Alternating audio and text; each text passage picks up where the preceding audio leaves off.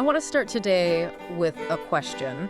It's probably the most universal conversation starter in human history. Oh, age question. The age question, exactly. How old are you? It's a question you've been asked since you were, a toddler holding up 3 chubby fingers. Right, and you still fill it out on every medical form, tax document, and gym membership you ever touch. You really do. And it seems so simple, right? Just a number. 45, 62, 78. It creates an immediate mental image, doesn't it? Sure. As soon as you say the number, people just put you in a box. They do. It's precise, it's definitive, and it is arguably the primary label we use to categorize ourselves and everyone else. But, and here's where we are going today, what if that number actually explains surprisingly little about your actual reality? It's a fascinating paradox, really. We treat chronological age as this absolute truth, this rigid container that defines who we are. Right. But if you actually look around, the container is incredibly leaky. You can have 2 people born on the exact same day in the exact same year. Yeah. By the numbers, they are identical. But they're physical realities. They could be living on different planets. I think we all know intuitively. You see one person at 62 who is, I don't know, hiking, running a business, feeling steady as a rock. And then you see someone else at that exact same age who feels variable or fatigued or just much less predictable. Yes, exactly. And the important thing to note right off the bat here is that neither of those experiences contradicts the calendar. No, they are both 62. The number isn't wrong. It's just that chronological age marks duration. It measures how long you've been here. It does not describe capability. Right. It doesn't tell us a single thing about how the body is actually supporting daily life. Which brings us to the core of our discussion today, because naturally, the world came up with a new term to try and fix this: functional age. A very popular term right now. Oh, it's everywhere. Biohacking, reversed aging, testing your biological age. So today we are doing a deep dive into a really compelling text from the Finch Q team titled Functional Age Without Labels. And the mission for this deep dive is to explore this concept of functional age, but not in the way you might expect. Yeah, I have to be honest with you. When I first picked up the source material, I totally expected it to be a guide on how to lower my functional age. Like do these 3 exercises and become 25 again. Which is exactly what most people expect when they hear the term. But Finch Q flips the script entirely. They really do. And this is a huge distinction because I think this is where people get tripped up. We aren't talking about functional age as a test you need to study for. No. We aren't talking about getting a grade on how well you're aging. That is the critical shift in mindset. We are trying to move the conversation away from categories. Am I old? Am I young? Am I fit? Am I frail? We want to move away from that and move toward context. Context. Yes. We want to look at how individual patterns of strength and mobility provide a much more accurate picture of your health than any single snapshot ever could. Okay, let's unpack this. The source material starts by defining what functional age actually is. If chronological age is just the time elapsed since birth, how does the Finch Q team define the functional side? Because to me, it usually just means, can I still touch my toes? It's a bit more comprehensive than toe touching. They define it as an attempt to describe capability, specifically how consistently the body supports daily life over time. Oh, I like that word, consistently. Right. It's the bridge between the number on your driver's license and the reality of how you actually move through the world. On the surface, that sounds like the perfect solution. We just stop looking at the birthday and start looking at the function. Problem solved. If I'm 50 but I move like a 30-year-old, shouldn't I get to claim that? You would think so. But the source actually throws up a warning flag immediately. They argue that the concept of functional age, if we aren't careful, often falls into the exact same trap as chronological age. It just becomes another label. Exactly, another label. But how so? Because honestly, having a good functional age sounds like a badge of honor. I'm 50, but I have the functional age of a 30-year-old. That feels great. Sure, it feels good if the number's lower, but think about the mechanism there. You are still comparing. Right. We have this really deep human desire to categorize things. So even when we try to be more nuanced, we end up asking, okay, my chronological age is 50, but what is my functional age? And suddenly we are right back to the races. We're competing again. Exactly. Am I older than expected? Am I younger than expected? Am I ahead of the curve or am I falling behind? Oh, I see it now. It instantly turns into a performance review. Am I failing at being 50? Yes. It creates this profound anxiety of comparison. The source explicitly mentions that when functional age is framed this way, as a scale to measure yourself against, it becomes a form of judgment rather than a helpful tool. And judgment is rarely helpful for your health. It's totally counterproductive. If you are constantly asking if you are strong or declining based on some external benchmark, you are looking outward for validation. You aren't looking inward at your own patterns. That's a great point. You're treating your body like a project to be graded rather than a vessel to be understood. Perfectly put. Mhm. The source argues that this pass-fail mentality obscures what is actually happening. It just adds stress to a system we are trying to understand. Because if you wake up with a stiff knee and your first thought is, oh no, my functional age just went up to 80. You've introduced panic where you needed observation. Okay, so if we strip away the labels and we strip away the grades, what are we actually left with? The Finch Q team says the answer is context. But honestly, context is a bit of a buzzword. It is. It sounds like something you say in a corporate meeting when you don't actually have a plan. What does context actually look like in practice for someone listening to us right now? It is a buzzword. But in this specific text, they ground it in a very physical reality. They make the point that function does not change uniformly. What do you mean by uniformly? Well, we tend to think of aging or health changes as this monolithic slide.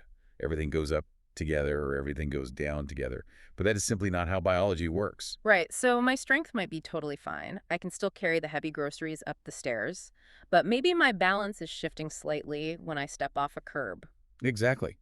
Details matter. Some aspects of your physical self might remain completely familiar for years, rock steady, while others might shift gradually, almost imperceptibly. And if you just take a snapshot. Right. A single test on a single day, or one functional age score, you miss all of that nuance. You miss the texture of the change. They also bring up a point that I think is going to be so reassuring for anyone who has ever had a bad week. And let's face it, we all have bad weeks. They talk about the influence of external events. Because life happens. Exactly. You travel, you get a cold, you have a terrible week at work where you're sitting in a chair for 12 hours a day. But this is a crucial part of the text.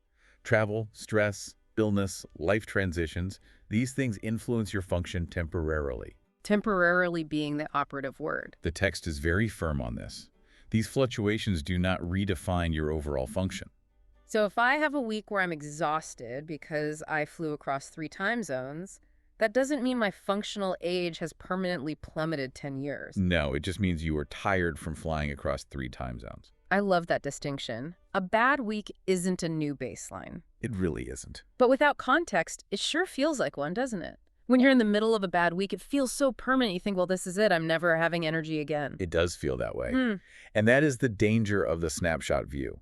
If you assess yourself only on that bad Tuesday, you might spiral into alarm.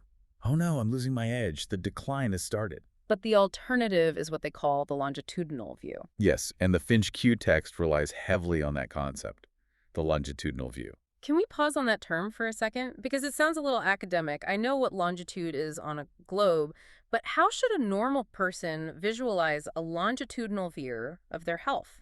Think of it like the stock market. If you look at the stock market minute by minute, it looks completely chaotic. It's crashing, it's soaring, it's crashing again. It's terrifying. Exactly, that's the snapshot view. It is emotional and reactive.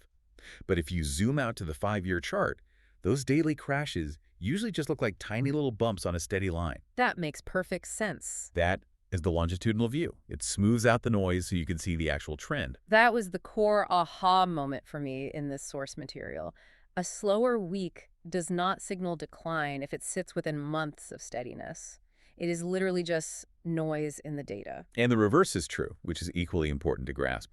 A small shift, like maybe you notice you're just a little slower getting up from a low chair, that becomes meaningful only if it persists across time. Persistence is the key. It is.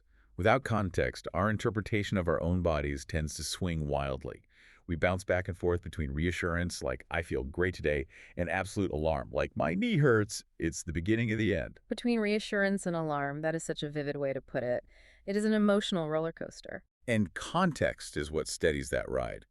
When you can see the wider pattern, you stop panicking over the outliers. So the source says this invites a quieter kind of awareness, which is a phrase I really appreciate. It's a beautiful way to describe it. It's not this hypervigilant, hypochondriac way of staring at your body looking for flaws. Right. It's a quiet awareness of patterns. Yeah, It's the difference between staring at the second hand on a clock to see if it moves versus just generally knowing what time of day it is. that's a great analogy. Let's talk about how we actually cultivate that awareness, though, because it's really easy for us to sit here and say, don't panic, but it's a lot harder to do it in practice. When you feel a pain or a limitation, the brain naturally goes straight to the worst case scenario. Of course it does. That's why the source suggests we need to fundamentally change our internal dialogue. We need to swap out the questions we are asking ourselves. The old question, the one fueled by all those labels and anxiety, is usually, how old does this make me? Right, you trip on a curb and you think, how old does this make me? You forget someone's name at a party. How old does this make me? It's terrifying. It's a question that never has a good answer. It's a trap. If I say I feel old, I feel terrible. If I say young, I feel like I'm just fooling myself. Because the only answer to that question is a judgment. So the text suggests a completely new question to ask yourself. Does this feel consistent with how I've been functioning? That feels completely different. It's not about the world's standards at all. It's about my own standard. Exactly. It shifts the entire focus from comparison to orientation. And orientation is a concept I think deserves a real spotlight here. Let's shine a light on it. What does orientation mean in this context? Orientation means knowing exactly where you are relative to your own history. It is about navigating your own personal map, not constantly checking to see if you are on someone else's map. So instead of asking if my fitness level is normal for a 45-year-old, I'm asking, is this how I felt last month? Is this how I felt last year? Correct. The text poses some really helpful prompting questions for this kind of orientation. Questions like, what has felt steady for you this year? And what has shifted? And did it return? Did it return? That is the kicker for me. Because things shift all the time, but we almost always ignore the bounce back. We totally fixate on the dip. That is just human nature. If we connect this to the bigger picture of human psychology, our brains are wired to notice threats. A dip in physical ability feels like a direct threat to our independence. But if we cultivate that longitudinal view, we can actually see the resilience too. Yes, we can look back and see, oh, I was really stiff in November, but by December I was moving freely again. That narrative of return is just as important as the narrative of change. It's almost like we are documenting our own resilience rather than just keeping a ledger of our decline. That is a brilliant way to put it. We are documenting our ability to recover, not just our vulnerability. And making that mindset shift is incredibly potent. Which actually brings us to a really practical part of this deep dive, because up until now, this might sound a bit like a philosophy seminar, right? Know thyself. It can sound a bit abstract. But the Finch Q team argues that this steadiness mindset actually changes the way we interact with healthcare professionals. This isn't just about making us feel better emotionally. It's about getting tangibly better care. It's a hugely practical application.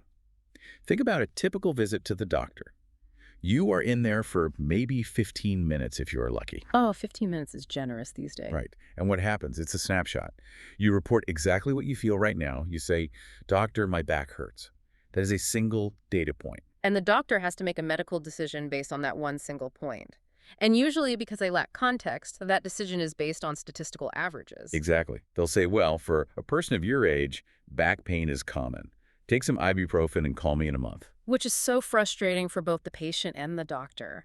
But if you have been tracking your context, if you have cultivated that quieter awareness we talk about, the entire conversation changes. Because you aren't just reporting a symptom anymore, you are reporting a pattern. Exactly. You can walk in and say, this back pain has been familiar for years. It comes and goes with my stress levels. Or you can say, this is a brand new shift. My back has been perfectly stable for 2 years. This feels totally different, and it hasn't returned to baseline. That is a world of difference for a clinician. One scenario means manage your stress. The other scenario means let's get an MRI today. It is infinitely richer data.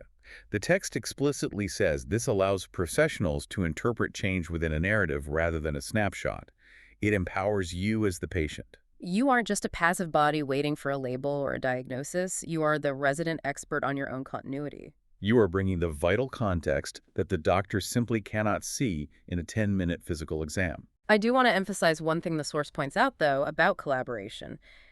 We definitely aren't suggesting that people should start playing doctor or ignoring medical advice just because they know their own pattern. Oh, absolutely not. That would be completely dangerous. Right. Functional context does not replace medical expertise, and it does not assign a clinical diagnosis. Right. I can't just tell myself I have arthritis because I've tracked a pattern of stiffness. Exactly. But what it does is add depth. It helps the professional look beyond the isolated measurement. It turns that patient-doctor relationship into a true collaboration where both parties are looking at the longitudinal view together. You bring the personal history, they bring the medical expertise. Precisely. And it seems like this is really what FinchQ is trying to do with their tool overall. The text clarifies their philosophy pretty strongly. They aren't trying to be the judge of your health. No. They aren't trying to give you a health score that you can post on social media to make your friends jealous. They state very clearly that the tool's entire purpose is to support context, not to label, not to grade, and certainly not to redefine someone by a single number. Their stated goal is illumination. Illumination, I really like that word. It's just turning on the light so you can actually see what is in the room. Making long-term functional patterns easier to recognize. It doesn't dictate who you are. It illuminates how your function is unfolding. Unfolded. And that word unfolding is lovely, isn't it? Because it implies a process, a continuous journey rather than some fixed, rigid state. A fixed state is dead. A living thing unfolds. So if we take a step back and look at this whole concept, we have chronological age, which is precise but ultimately shallow. It tells me you've been on Earth for 45 years. Cool. Right. And we have functional age, which, if we aren't careful, can become just another stick to beat ourselves with, another standard to fail. But if we treat it as context, Yes, as a study of our own patterns, it becomes a tool for preserving our independence. that is the ultimate takeaway from the source material. The text concludes that your age in years will always matter. We cannot escape time.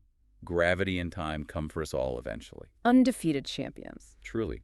But independence. Independence depends far less on that chronological number and much more on continuity.